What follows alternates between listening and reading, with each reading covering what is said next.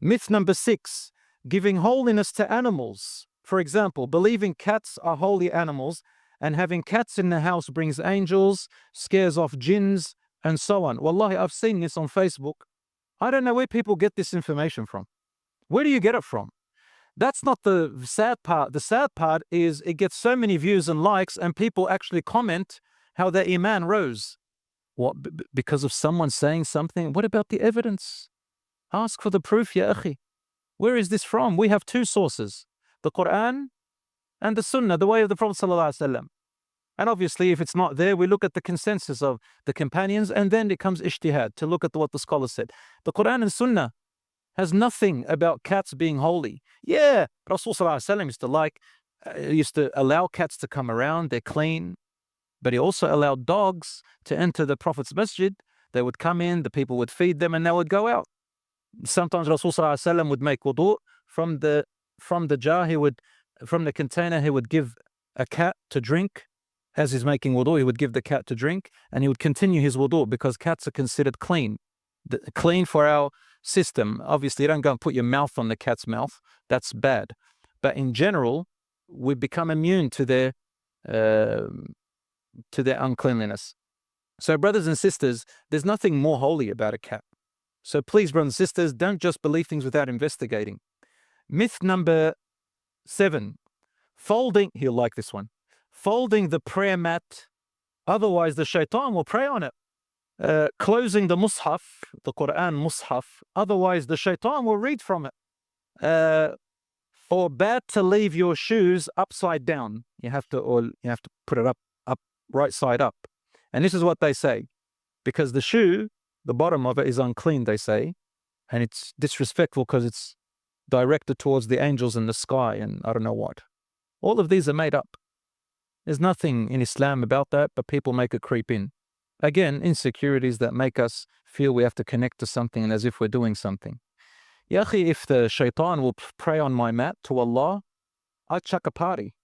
My shaitan converting to Islam, please pray all you like. Shaitan reading my Qur'an, oof, I would love that. The shaitan converting, reciting the Qur'an, shaitan does the opposite. So do you understand what we're talking about? Myth number 8. Thinking that kissing the black rock that is in the Kaaba, for those of you who go to Hajj or Umrah, and touching the Kaaba blesses you somehow, or giving special holiness or sacredness to the beads that you make dhikr on, the masbaha. Let me explain. The rock, the black rock itself, there is nothing special about you touching it. It will not do anything. The only reason you touch it is because the Prophet ﷺ touched it and kissed it. So it's out of practicing what Allah sent the Prophet to teach us. And why did he touch it and kiss it? It's a form of respect for where this rock came from. That's all it is. It's got nothing to do with holiness. That's why till today, if you ever go, brothers and sisters, and you can't get to the black rock, my advice to you is do not shove yourself through those people just to kiss and touch the black rock. You haven't done anything. And I think that a lot of people actually earn sins by shoving through the people just to kiss or touch the black rock, by hurting people along the way, or to touch the Kaaba at the expense of pushing people aside. Did you know that you earn sins, especially around the Kaaba, more than any other place when you hurt your fellow human beings, your fellow brothers and sisters around the Kaaba?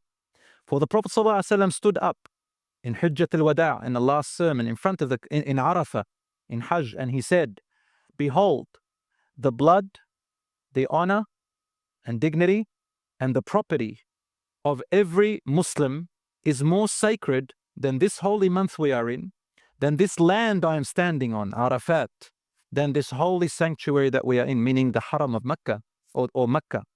The Muslim's blood, honor and wealth is more sacred than that, more than the Kaaba. Do you understand, brothers and sisters? So Islam is not you got to think up here, man. It's not about ritualistic, symbolic things that makes you something. No, it comes from within. And there's great purpose and meaning. Next, myth number 9. we'll keep going with these acts of worship. Wiping the brass fence surrounding the Prophet's grave, or a companion's grave, or a righteous person's grave, believing there is blessing in doing so. There is nothing in the Qur'an or in the entire seerah or sunnah of the Prophet ﷺ where he did something like that or told us to do something like that. I mean, if you want to touch the brass, that's the Saudi government. They made that brass, or whoever was before them. They built it. It's people who got brass from somewhere and they made it there.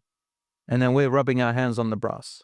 No, my dear brothers and sisters, this is not how blessings and loving the Prophet ﷺ is. If you love Allah and you love the Messenger, then follow what Allah said in the Quran. He says, قُلْ إِن كُنتُمْ تُحِبُّونَ اللَّهَ فَاتَّبِعُونِي يُحْبِبْكُمُ اللَّهُ وَيَغْفِرْ لَكُمْ ذُنُوبَكُمْ. Say, O Muhammad, if you truly love Allah, then follow me. Allah will love you back and He will forgive your sins. Loving the Prophet ﷺ is following him, not touching brass and his grave and all that stuff.